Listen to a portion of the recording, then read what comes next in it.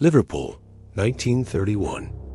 Imagine a phone call from a man who doesn't exist, an address that's completely fake, and a woman found brutally murdered in her own home. This is the incredible story of the Julia Wallace case, a true crime mystery that has baffled detectives and armchair sleuths for almost a century.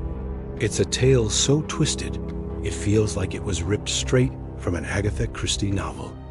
It all started on a cold January night at the Liverpool Central Chess Club. A man with a peculiar voice phoned in, asking for a member named William Herbert Wallace, a quiet, unassuming insurance agent. The caller identified himself only as R.M. Qualtrough. He had an urgent business matter for Wallace and asked him to meet at 25 Menlove Gardens, East the following evening. Wallace, ever the diligent professional, wrote down the details. He had no idea this phone call was a meticulously laid trap. Some say the voice on the line belonged to the killer himself, setting the stage for a perfect crime. The next night, as snow fell across Liverpool, William Wallace set out to find the mysterious address. He took a tram across the city, searching for Menlove Gardens East. He asked a postman, a police officer, anyone he could find, but no one had ever heard of it. After more than an hour of wandering the streets in the dark, confused and frustrated, he gave up and headed home to 29 Wolverton Street. His neighbors saw him arrive, looking bewildered. But when he tried to open his front door, it was locked. He tried the back, and it was bolted shut from the inside. Something was terribly wrong. With the help of his neighbors, he finally got inside. What he found was a scene of unimaginable horror. Lying on the floor in the parlor was his wife, Julia. She had been viciously beaten to death with a heavy, blunt object. Blood spattered the walls and furniture. A raincoat had been placed under her body, and a mackintosh was found partially burned in the fireplace, as if someone had tried to start a fire to destroy evidence.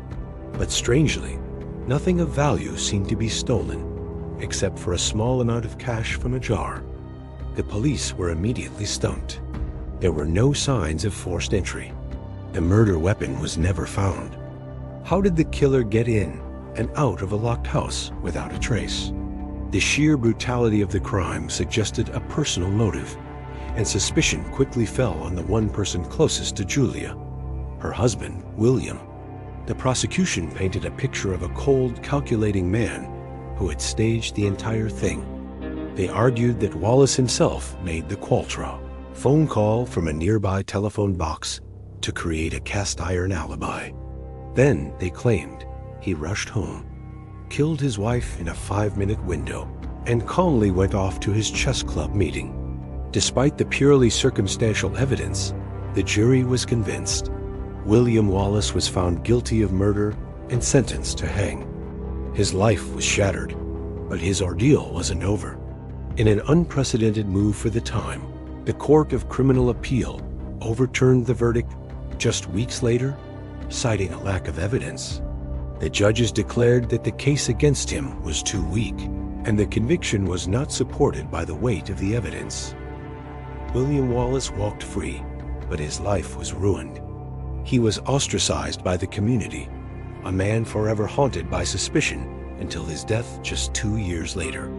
So, if William Wallace didn't do it, who did? Over the decades, countless theories have emerged. Some point to a disgruntled former colleague of Wallace's, a man who held a grudge. A more compelling suspect is Richard Gordon Perry, a young debt-ridden acquaintance of the Wallaces. Perry knew William kept his insurance collection money in a cash box at home, and some witnesses even claimed Perry's voice matched the description of the mysterious Qualtrough. He also had a convenient alibi that later fell apart, but without concrete evidence, he was never charged. Was it a robbery gone tragically wrong? A random act of violence by a madman? Or was it the perfect murder, executed by a phantom who simply vanished into the night? Today, the house at 29 Wolverton Street still stands in Anfield, a quiet suburban home with a dark and disturbing secret locked within its walls. The Julia Wallace case remains one of Britain's greatest unsolved mysteries. The phantom phone call, the non-existent address, and the brutal, unexplained murder continue to fascinate and frustrate us. Was William Wallace a cunning killer who almost got away with it? Or was he the ultimate victim of a phantom's cruel game? Perhaps only Julia knows the truth, and she took that secret to her grave. Thanks so much for watching. What do you think happened that night? Let me know your theories in the comments below.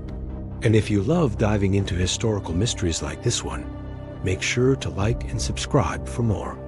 See you next time.